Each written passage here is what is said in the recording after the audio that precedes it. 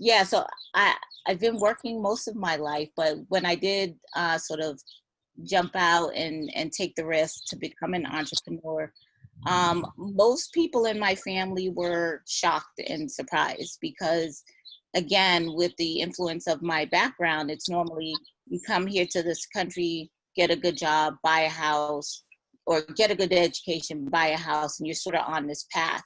And entrepreneurship may or may not be included in that path. So for me, it was I strayed away from what was safe and what was comfortable to pursue something that was, high risk outside of the traditional path to, making sure that you have a good retirement package or that you have, again, those certain benefits that people often stay in jobs for.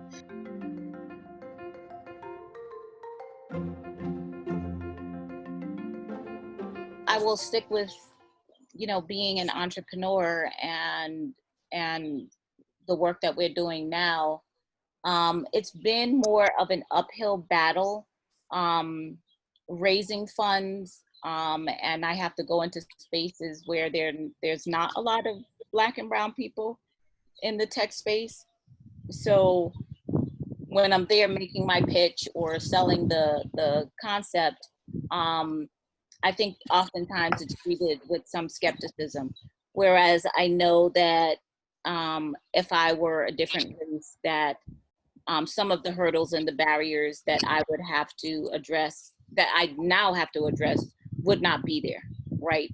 Because people don't often think of Black women as being successful entrepreneurs that they can invest in.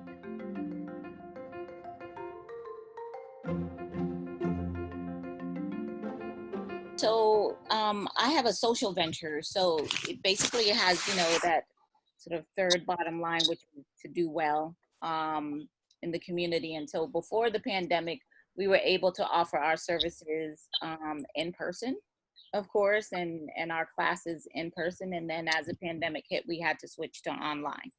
And it was hard because part of our business model is built around that. In this regard, it's instead of business to business, it's more person to person. So that connection between people and building a community and building a support system and a network that happens in person, right? That's part of building community. And then when we had to transition to online, it was hard to replicate that or to have that. So we had to find unique ways and unique sort of ways for us to gather and to connect, and for the service to be of use and of benefit to the young women that we are serving.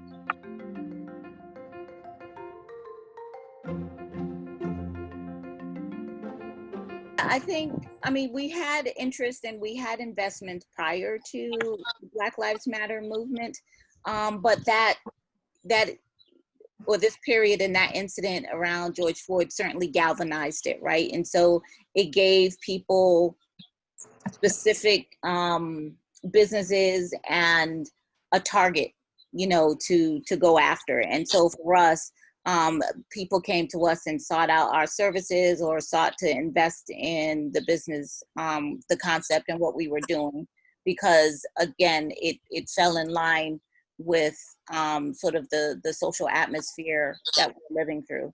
So yeah, it definitely was a plus for us to really be able to get out sort of our business, our mission, and what we do and the service that we're offering and the benefit that it brings not only to the young women that we serve, but the broader community.